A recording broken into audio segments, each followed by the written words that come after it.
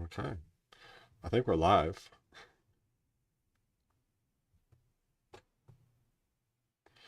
This is the JPZ show. This is my first time streaming live, so we're just kind of doing it, and here we are. I think we're on. I think we got an excellent connection. It looks like, and I think we're on. So let's do it. I kind of feel like a kid at the candy shop. All right, a little bit of delay on that, and that's fine. Hey, what's going on? I don't have a logo or anything up. Kind of jumped into this a little early. Let's just get started. Let's do it. So I've got a lineup of news topics and things that I'd like to talk to you about.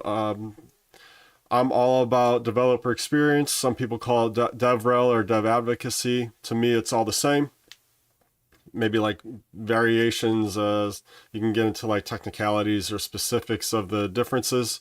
But the idea is that we're talking about how can we support our developers? How can we help developers use our platforms and grow? And then I'm also very interested in learning and development, lifelong learning, and career growth. So it's kind of two-pronged.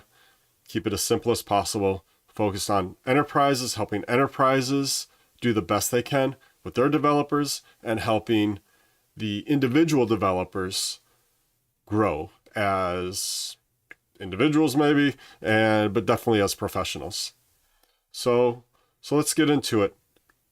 I just want to go over some of the news as of late, and I've been looking at different articles and stories that have been of interest to me and give under this kind of umbrella, and let's talk about them. So ChatGPT is huge, of course. If you haven't heard of GPT and you're in this industry, then I assume you've been on the Pacific Coast Trail for the last 4 months, right? So it needs no introduction. And here recently, GPT was, I'm fading out there a little. Let's just fix that. There we go. Has interpreted stock moves. So it's reading sentiment. Of course, GPT has already passed all sorts of tests. I think it's a doctor, it's an accountant, it can pass a real estate or a law bar, and it's very good at taking tests. And so here's the next bit of news along those lines, is that it can interpret stock moves. So it can tell if sentiment is positive or negative, and probably soon anyone will be using this to help them with their stocks. This is not really like finance. I'm not going to look at charts. I don't do that. I'm just not like my primary interest.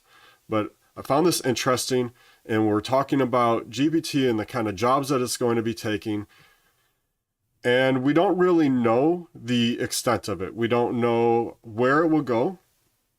And we don't know what kind of new jobs will be created. A lot of people are talking about prompt engineer. I think that's the first new job that people began to talk about was, oh, prompt engineering. Learn how to talk to the AI and you are going to do well. Maybe, I don't know.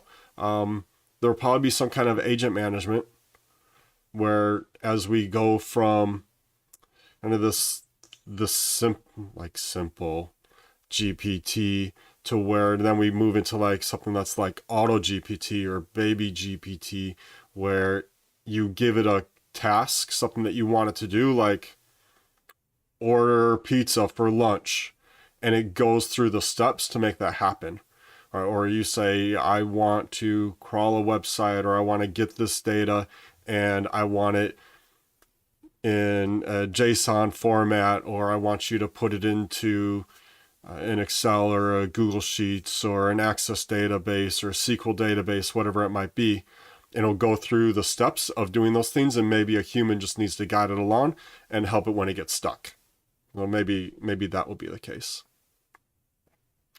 What else? We've got AI that won a photography contest. So this is interesting. Let me pull up that story. So here you go. AI winning a photography contest. This is interesting. So Boris, this photographer, where's his name? Boris Aldagson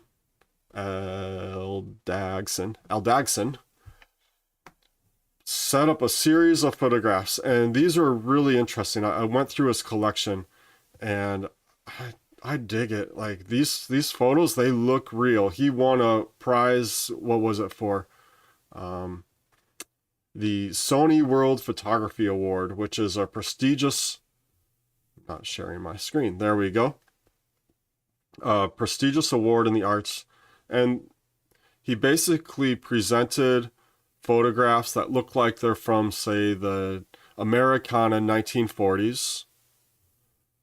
And I'm not 100%, but I believe this photo here, this lawn photo on the left, was the winning prize.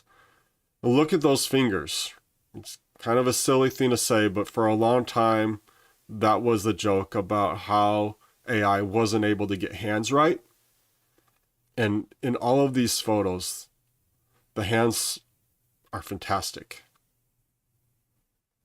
That's a wild photo right there. The snake is weird. But this is interesting, and I really liked what he said here. I'm going to have to zoom in on this.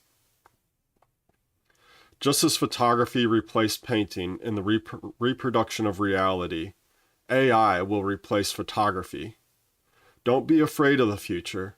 It will just be more obvious that our mind always created the world that makes it suffer. Drop a mic.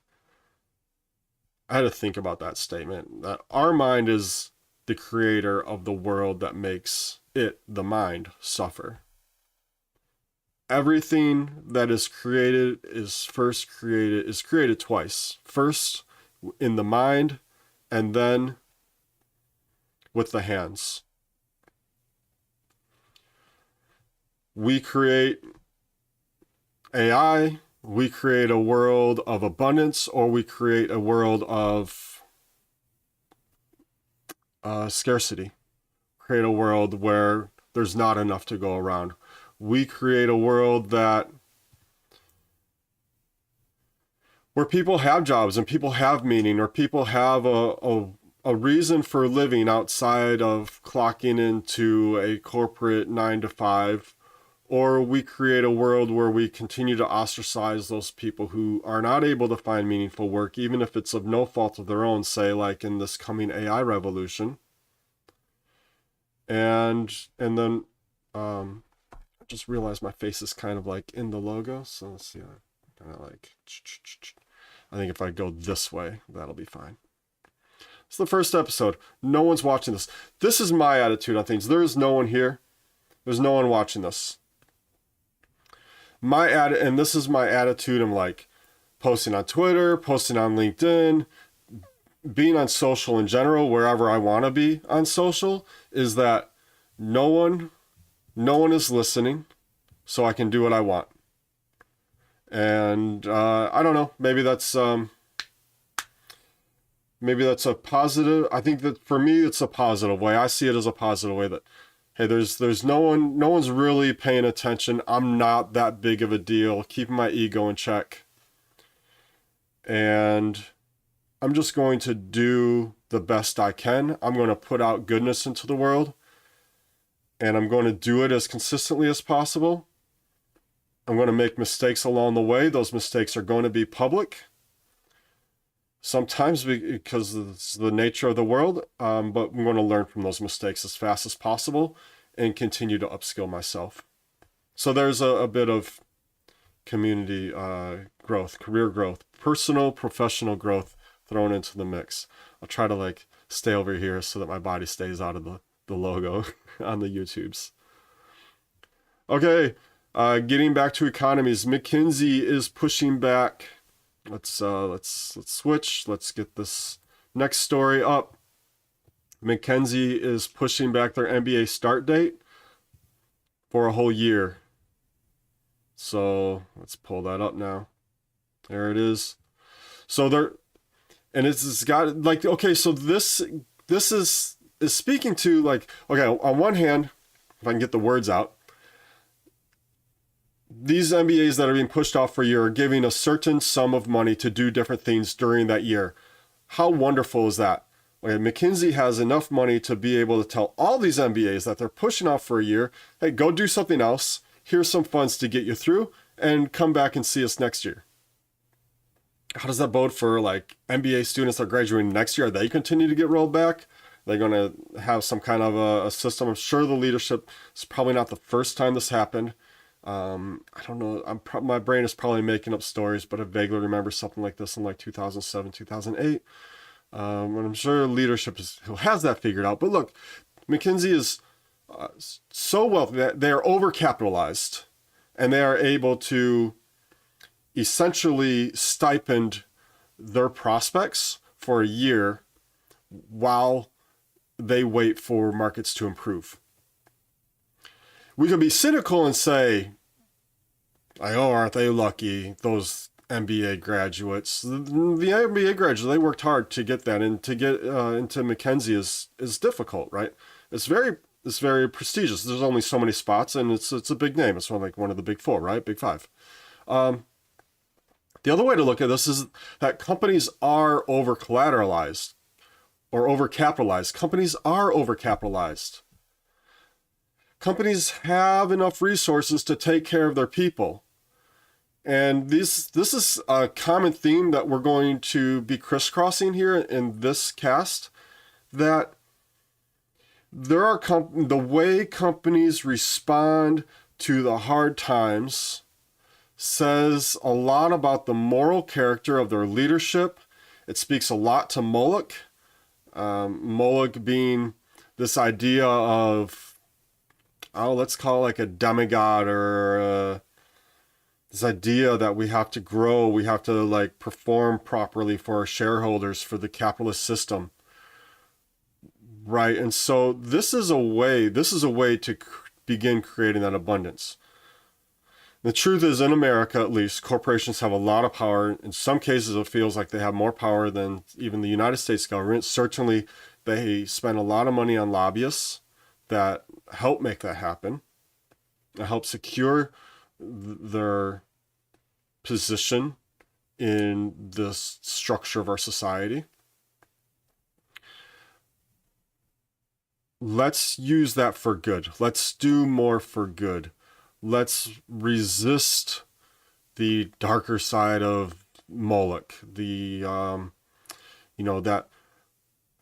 the lack of care and consideration for people. We need to think of ourselves and see ourselves as more interconnected because of this coming revolution of AI, where people are going to lose jobs to no fault of their own, but simply because technology has advanced so much that one person will be able to do the job of 5 people. And then the next quarter, it'll be 1 to 7. And the next quarter, or maybe in the next 2 months, it'll go to 1 to 12. So the need for bodies as capital assets, or as the bodies as assets, is going to become less and less. And there are ways that we can respond. We can continue paying that one person the salary that they were making at the start, at the start of the AI revolution, right? Which is like a 1 to 200 disparity from the CEO, or pay that person more, or begin to tax or use the abundance that the AI creates to support people as they transition. And it's going to take time for people to rediscover who they are, for people to explore options, for people to really find themselves again in this new reality. And that is going to cost a significant sum.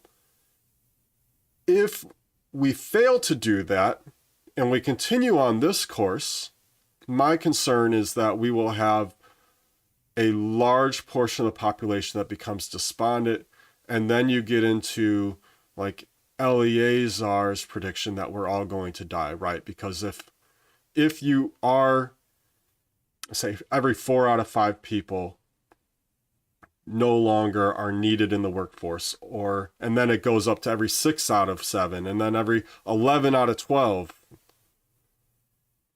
This creates a lot of despondency. This creates a lot of depression, and people who are angry become emotional, and a large group of emotional people can be very dangerous. Be dangerous to themselves, to other citizens, and then for society at large. So this is, one idiot's take on the direction of things and how we can work to make things better for everyone.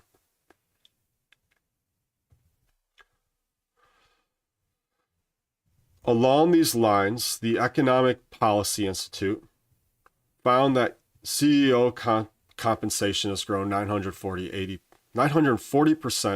since 1978. Okay, so this is not new news. Articles and research studies like this have been out in the past. This is not the first time we've seen something like this. I saw this originally from PayScale, had a report on the comparing CEO pay to typical worker pay. And this brings up these points that I'm talking about. To turn off the hotkeys during presentations so things like that don't happen. Again, no one's watching. Not even my mother. Anyways. It's not the worst it has been. In 2000, the year 2000, it was actually worse. It was like 370 to 1. So in other words, if the average employee makes like $44,000. The average CEO is making like $5 million, right? And you have, actually it'd be more like $10 million.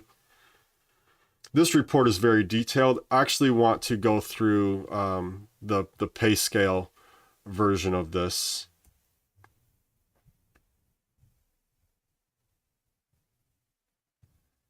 Is just because it lays it out a little nicer. So let's look at that. Okay. So we know there's been wage stagnation really since the 70s with the computer revolution. Workers have become increasingly productive. They are very much more productive. We are much more productive today than we were in, say, like the 1960s, the 1970s, even the 1980s, and even like the 1990s with the start of the internet revolution. We've had these little revolutions that have increased worker productivity along the way, but the workers have not been enjoying the fruits of their labor. Now, some at the very top have, like some leadership, right? But most of your rank and file employees have roughly been making an amount that's roughly equivalent to what they were making at some other time. And I saw another graph, I should have pulled this up, where it showed the rates over like inflation. And I think in the year 2000, coincidentally, when the CEOs were at the best, was the best rate of like the average, or let's say it's actually the median salary for inflation. And today, with inflation, and really like since 2000, people have been earning less. The median employee has been earning less than they were since the year 2000. Right. And at first it's hard to see. It's like the boiling frog. You just turn the water up, heat it up a little bit at a time. But we've got to a point now, 23 years later, since 2000, where a lot of people are feeling the pain. Especially now that this post-COVID boom has went bust. There's a lot of pain on the streets, and people are feeling the effects of inflation. So even though the unemployment rate is very low, CEOs, so this is showing that CEO pay has increased with the economic recovery. And we do see this often with like recessions and then recoveries, even in like as recent as like COVID. The billionaires did very well for themselves during that time. whereas other people were, the average person was really suffering. So CEO pay has grown almost 30% since 2009. And with options, it's actually like 52.6%. And then CEO pay has increased dramatically in recent decades. Let's see. Our gap between compensation of CEOs and typical workers has grown. So it's currently at 278 to 1. And when you consider with the stock options, it's 221 to 1. Okay, so it's not the highest it has been. Highest, like I said, was in the year 2000, where that was like a 378 to 1, if my memory is serving correctly. And then, of course, not every CEO is making the big bucks. They looked at the 350 largest firms for these numbers. This brings us to a point that I'd like to make about job choices. We've been telling young people to go into engineering, software engineering, and wisely so, and this has been great advice. Nothing wrong with that. But let's democratize becoming a CEO. We have ideas now like solopreneurship, of course, the side hustle. The idea of the side hustle has been in the common vocabulary for several years now, maybe more than a decade. People are used to the idea now of working multiple jobs. It's just kind of in the vernacular, and it's part of the ethos of what it is to make it in the society. So a lot of people are showing entrepreneurial skills. Let's democratize becoming a CEO, right? Make that more accessible. Encourage young people to become CEOs. If it's an issue of scarcity, you have more CEOs, it drives down the pay, right? That's what we're often told, is that if there's not enough software engineers, and this is why we get paid so well, right? So maybe there's not enough CEOs out there. So encourage young people and older people, whoever, encourage everyone, become a CEO. Learn business skills, learn communication skills, learn awesome PowerPoint presentation skills, learn how to put together a pitch deck, and become a CEO. Think of a business, think of a product, create something. It's not easy. I'll forewarn you, it's not easy. It's really difficult. But become a CEO. And that's my advice to anyone who asks. The average age of entrepreneur, I think, is like 45 years old. That's actually like very similar to authors. They're somewhere in like their 40s or 50s. Hey, you gotta live a little, and you gotta make some mistakes along the way to write a good story and to create a great business. Of course, there are the wonderkins, but if you look at those wonderkins, oftentimes they had very good starts, right? I think I said very good starts, but we're going to roll with it. Again, no one's watching. So you have a very good start. To that point, I'm saying that the best way to be successful is to choose your parents wisely. And outside of that, the rest of us need to work. But nonetheless, become a CEO. Democratize becoming a CEO. Normalize becoming a CEO. Anyone can learn it, right? So let's talk about learning.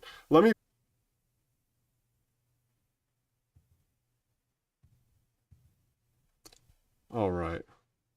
So here we go. Learn for free. How can I blow that up? Full screen it. There we go.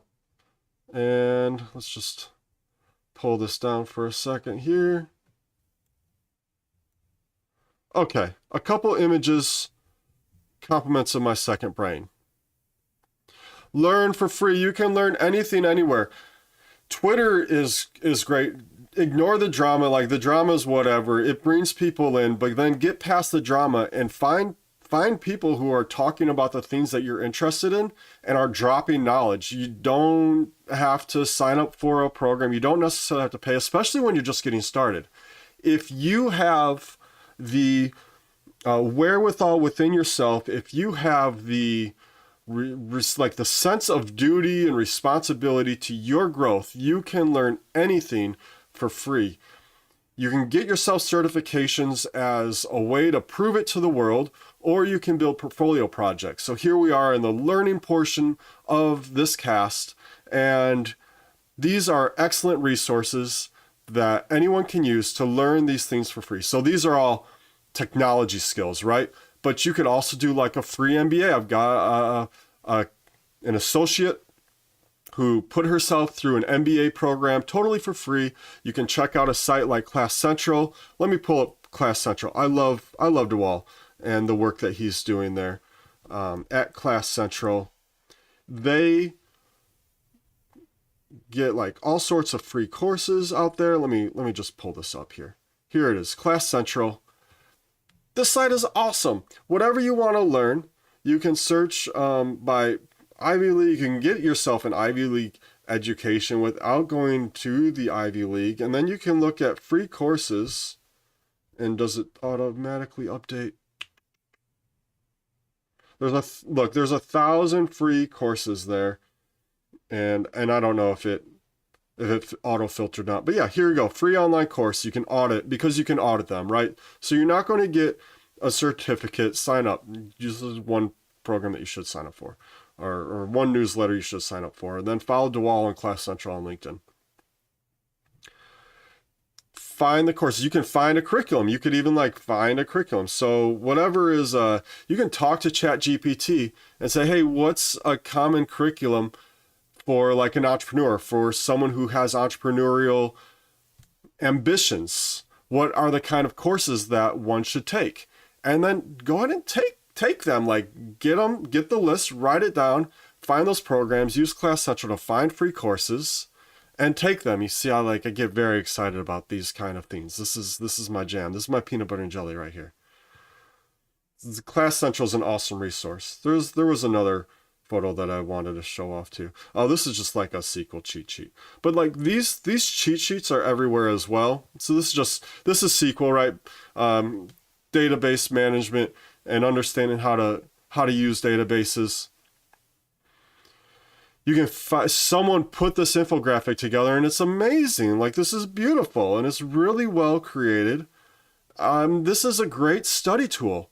Used to have to like pay to find these kind of things in print, and it would be like at obscure teacher shops. And now you can find this scrolling through Twitter or LinkedIn. The world's knowledge is just right there. And now you have like GPT as well that has the world's knowledge, and it's getting more accurate. If you pay for the $20 a month subscription, is quite accurate. I've been very happy with it.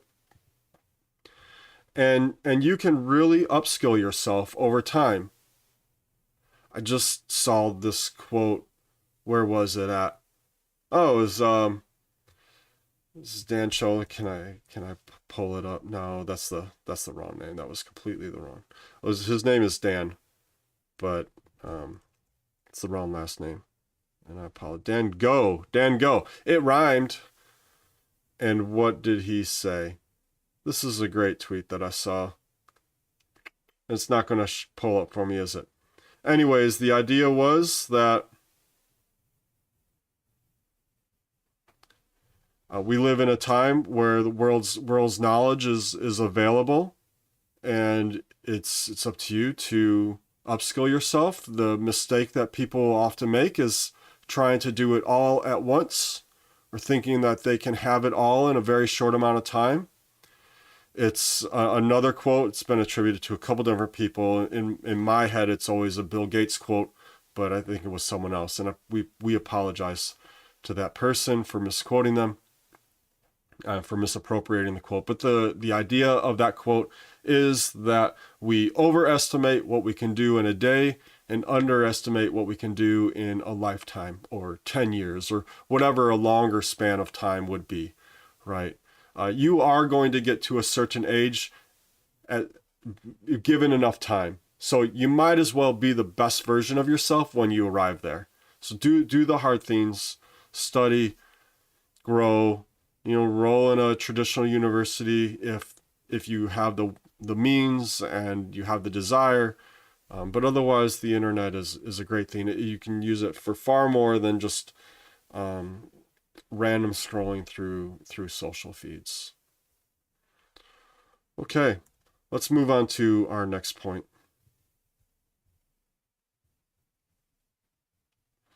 So let me just find my place here.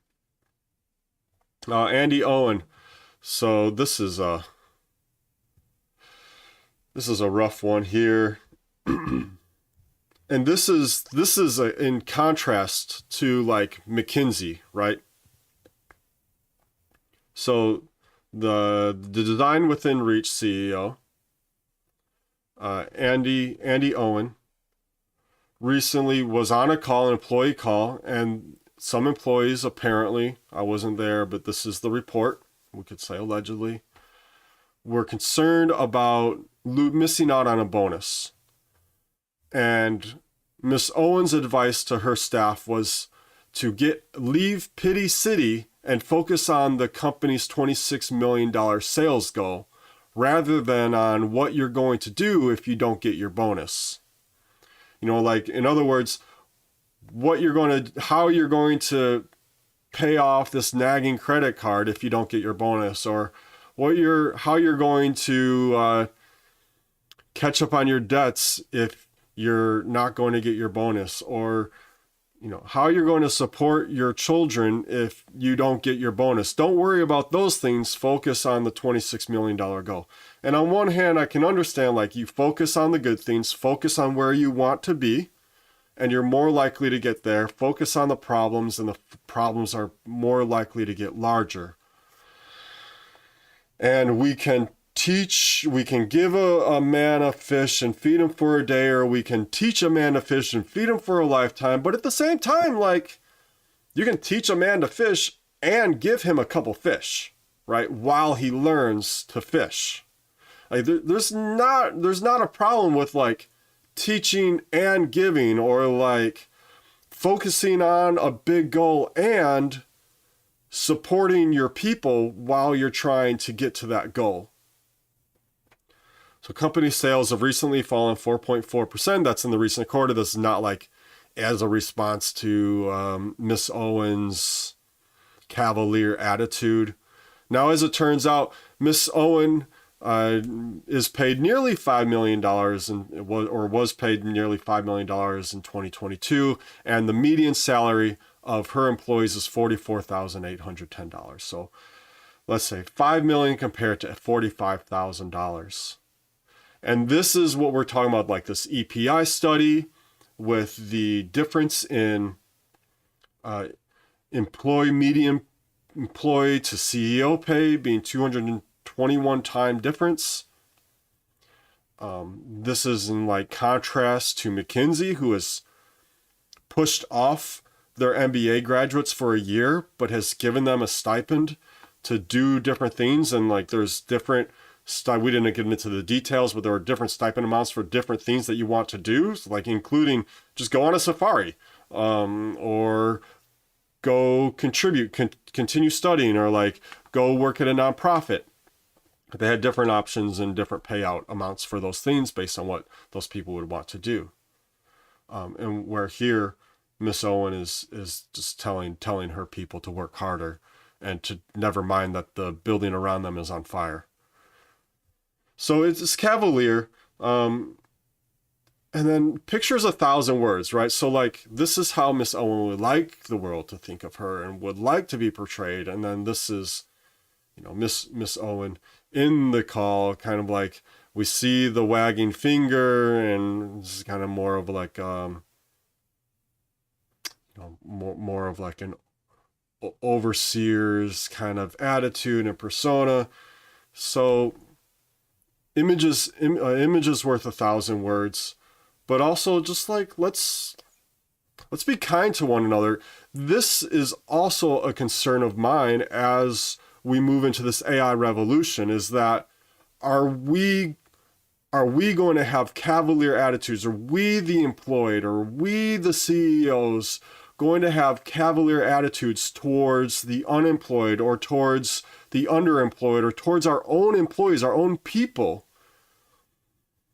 Are we going to go to like that 1920s mindset in the 2020s of if you're poor and you don't have enough to eat, you deserve it, right? That's God's will, or that is because you didn't work hard enough. And I have a job because I worked hard. It's nothing to do with like luck or with like circumstances or factors far outside of our control, like an industrial revolution or an AI revolution.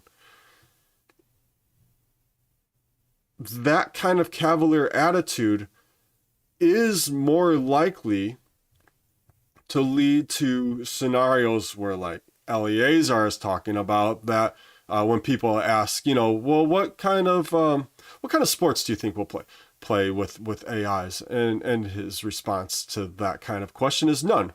There will be no sports. We'll all be dead. There will be nothing. You won't do anything, right? And having that kind of cavalier attitude is more likely to take us in that direction. Whereas the way that I keep going to this McKinsey example, but like this kind of an example where it's like corporate responsibility and government responsibility and preparing the public for what's coming and preparing our learning is more likely to result in positive outcomes where we can all grow together, where we really can, where it's going to be WAGMI for real. Like we're all going to actually make it. Okay, that's a lot. Let's move forward. It's heavy. It's heavy. There is a lot of change in the world. It feels like my whole life there's been change since I've been aware of the world, and sometimes it's exciting and sometimes it's terrifying and sometimes it's a bit of both, and that's okay.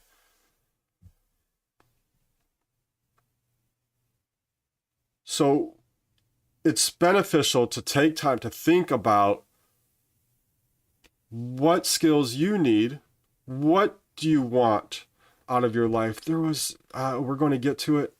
Yeah. When we talk about Seth Godin, he made the news recently and he talks about this. So we'll get into that. But we're talking about like what kind of career do you want? And so this brings us to the next story here, the top 50 companies to work for. Now this is a report that was put out by LinkedIn News. I am a contrarian. Sometimes I want to go against what the common knowledge or the like what is everyone else saying, and this is one of these times. Now I try to look like, okay, where's the money coming from? And LinkedIn put this report together.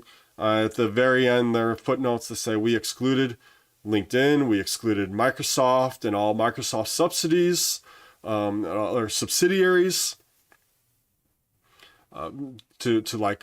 to step back from some biases, right? So you can appreciate that. They also looked at companies that had at least 500 employees. So these are large companies. And then any company that had massive layoffs in the last several months was disqualified. So a lot of companies that had companies layoffs, so they were disqualified as well. So this leaves companies that are in, let's say, safer positions, that haven't needed to lay off, at least not yet. And these are the top 50. So the top number 1 was Amazon, and then number 2 was Wells Fargo, and number 3 was JP Morgan Chase. And we can probably assume that like the positions that they're talking about, or maybe they are talking about the rank and file, like at Wells Fargo, JP Morgan, like the tellers at Amazon, they're talking about the delivery drivers. I imagine that they're more or less talking about like those higher cognitive level skills where like, okay, leadership, commercial bankers, or financial advisors or the software engineers, the data scientists, more the white collar and higher cognitive level work.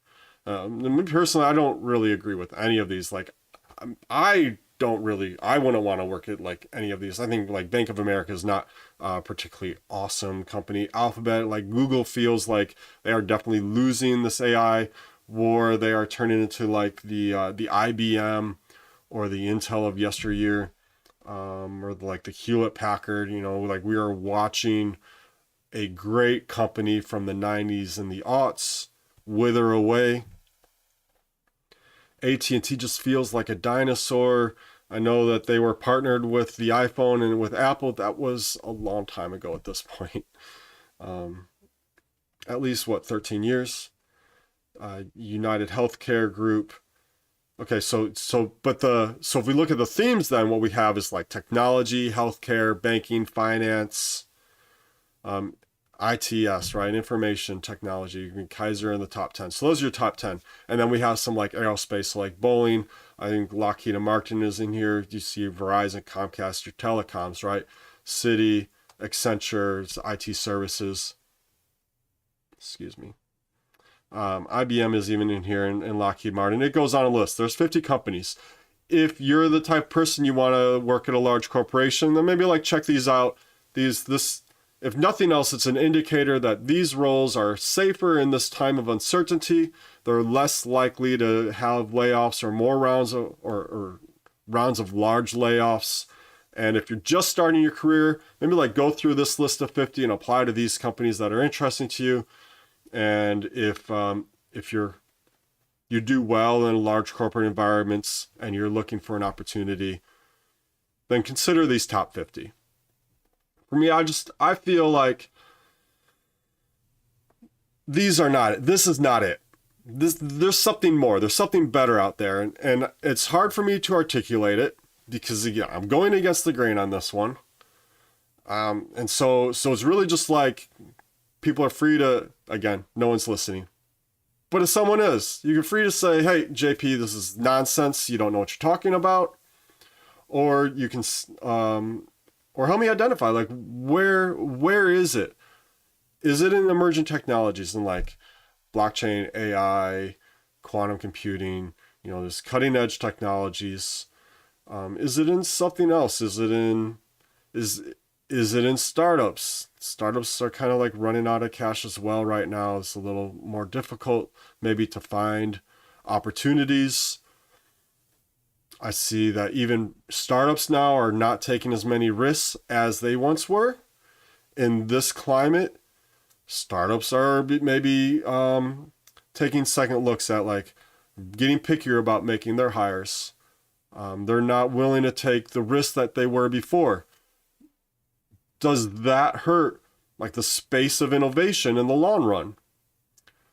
Right? Because you need some level of, let's call it calculated risk taking, in order to succeed, in order to like innovate, to create something new.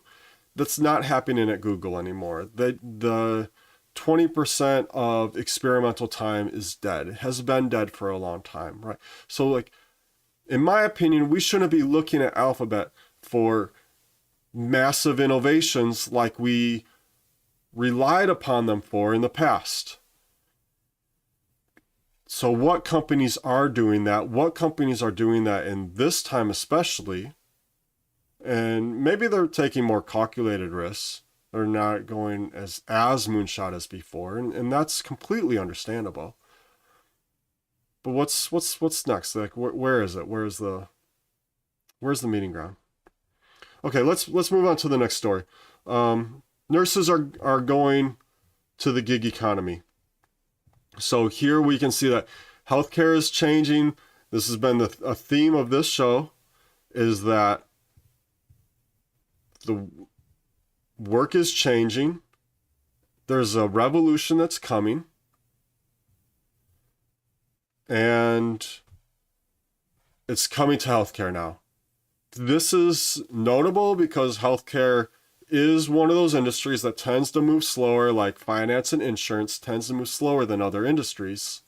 And here we are, where healthcare is going the Uber route. It's becoming more of a gig economy.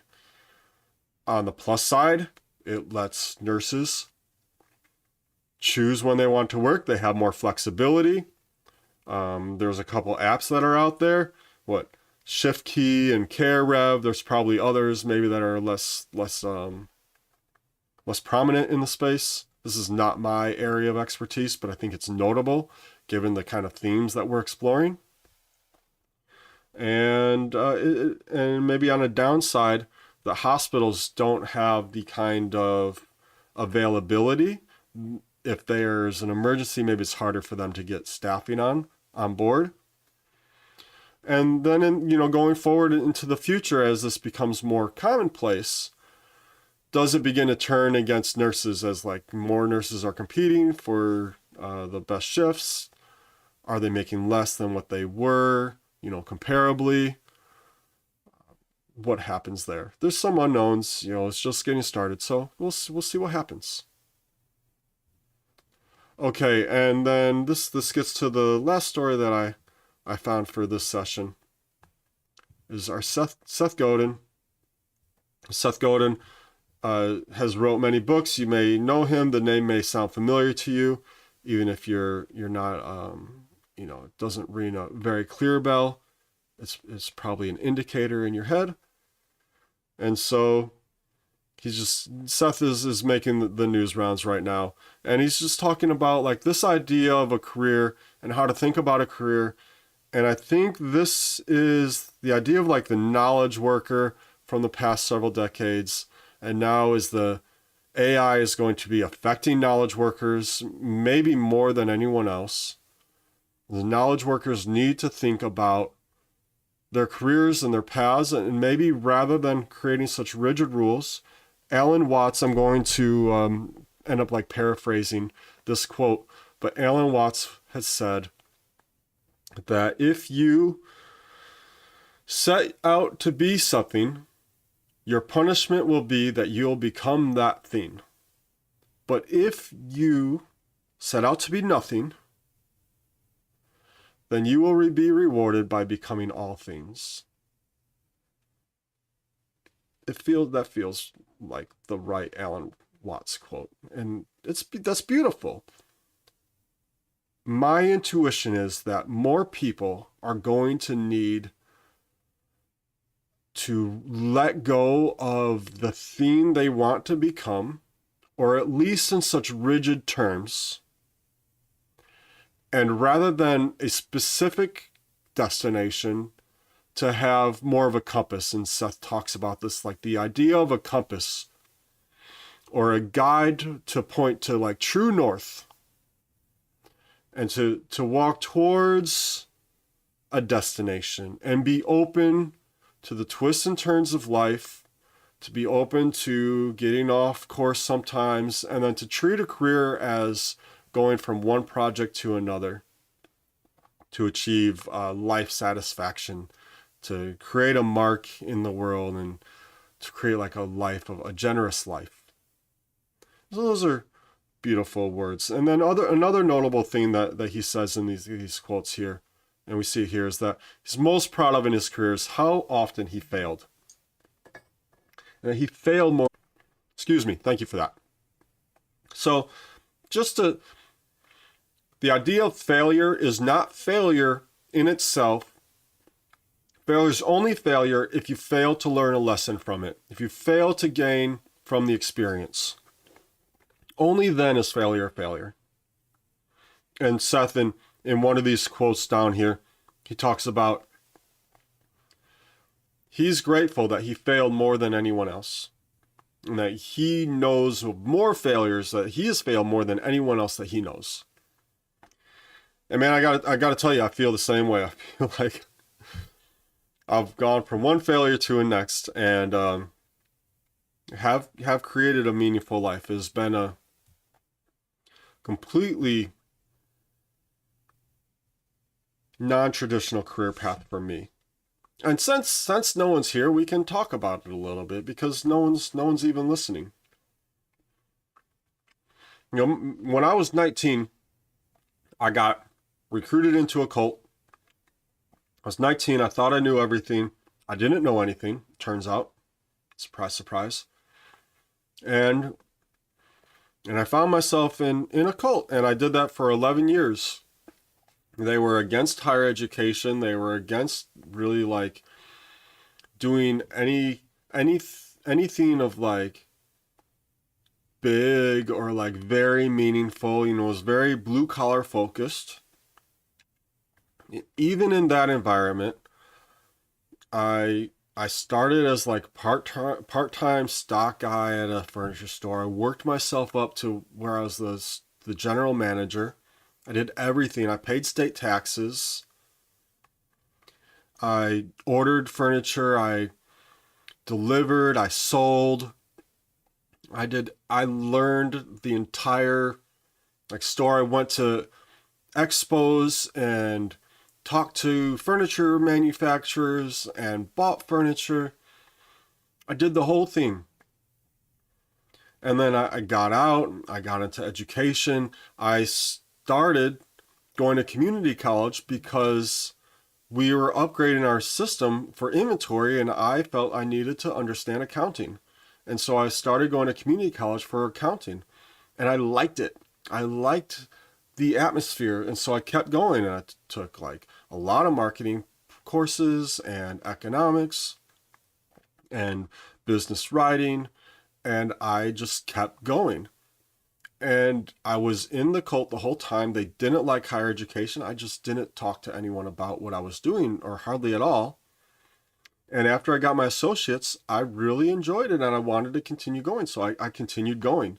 And I just didn't talk to anyone about it. I made a mistake after I graduated, threw a little party that like almost no one came to. My parents came, and a handful of other people from the church who were also had some kind of education. But hardly anyone. And then I asked for permission to get an MBA, and that was a mistake. I should have just went and did it. And I didn't, and of course, like life gets away from you. And it gets more difficult. But I've continued to educate myself, and so like after I got out of that situation, which was one of the hardest things that I've ever done, definitely maybe the hardest thing that I've ever done. Because it required admitting that I was wrong and that I had been lied to and lied to myself for 11 years. And it was like I had the sensation of standing at the very edge of the deepest and darkest chasm. And I could have fallen into it, but I chose to step back and to acknowledge the lie and to acknowledge the need to break from that. And I just wept. I worked for Wells Fargo at the time, and I was in an empty conference room, and I just wept in the corner of this dark, empty conference room. And that was the start of a new person, a new me. And from there, I enrolled in Udacity, I enrolled in Khan Academy, I enrolled in Code Academy, and I started taking all these courses, and I taught myself to code. And I couldn't find anyone to hire me, so I started my own company. I was doing Second City, and I was doing improvisational acting. And the improv acting led to a writing gig and doing some freelance writing, and that led to WordPress. That led to learning how to code. That led to me like going to stand-up shows and performing live comedy, which led to me meeting a guy who was also doing stand-up and who also happened to be a web developer. And I said, hey, you want to like co-freelance with me? And normally when I said that, people would scurry away. I'd never hear from them again. I'd completely fall off the face of the earth. And they were wise, to be honest. This young man, he was not as wise. He was as foolish as me. And he said yes. And we did that together. We started a real company together. And we worked for clients and we educated clients.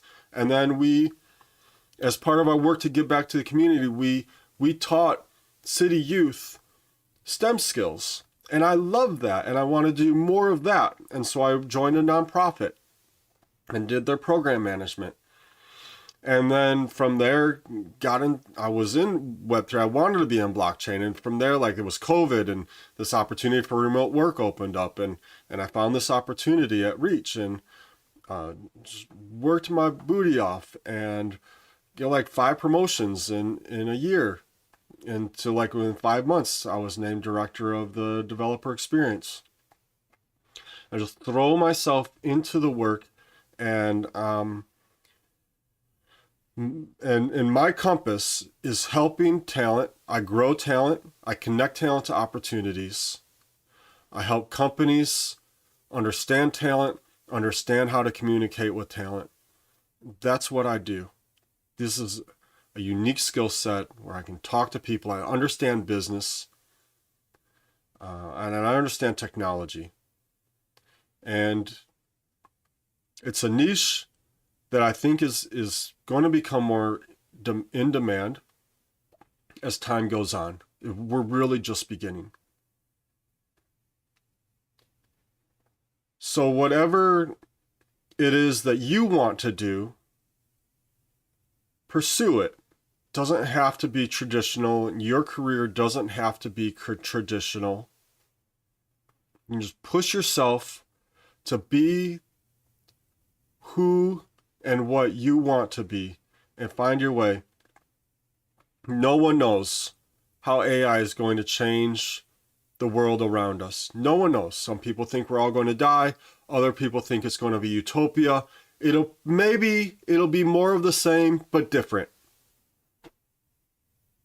You know, who knows? But it will be different. It will be a new normal. It'll be like getting out of the pandemic. And now we're in a new normal. Or like for Americans at the least, like getting out of 9/11. And the world is not exactly the same as it was before 9/11. And the world is not exactly the same as it was after the pandemic. So embrace lifelong learning. Embrace the joy of obtaining knowledge and seeking knowledge and becoming more knowledgeable. Explore widely. I think a sign of curiosity, intelligence is being able to read complex literature and to be able to read documentation or a research paper.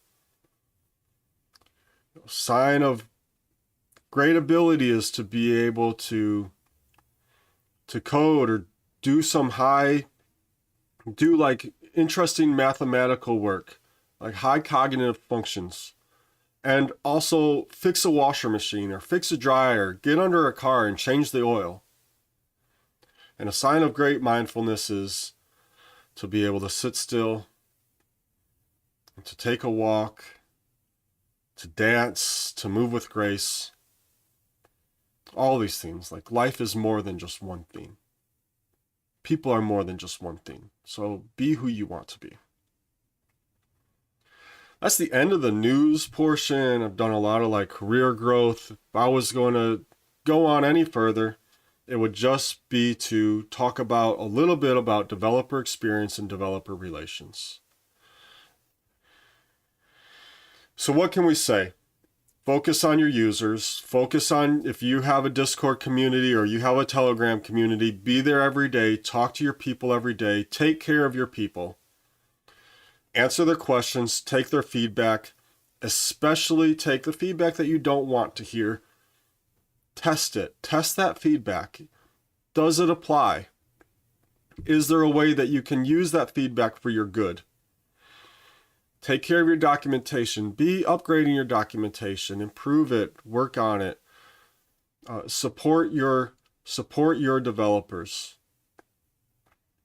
And then if you have the opportunity to go to workshops, live person events, be prepared. In your workshops, give people something that they can build end to end. Make it as as straightforward as possible to follow along, to help your developers succeed, to help your developers to be able to use the tools. Get to know your developers. Try to remember their names. Try to remember their usernames. And you can create like little flashcards, not in like a weird, creepy way, but just like as a way to help remember people. Take notes about the conversations that you've had. Put them in something like a HubSpot. And just like be caring about your communities. Really, really care for the people. Especially now. Companies are going to live or die based on how they care for their people. I don't know how well like Miss Owen is going to do over the next quarter, the next year, how much morality her employees are going to have, but like this is not the time to be cavalier.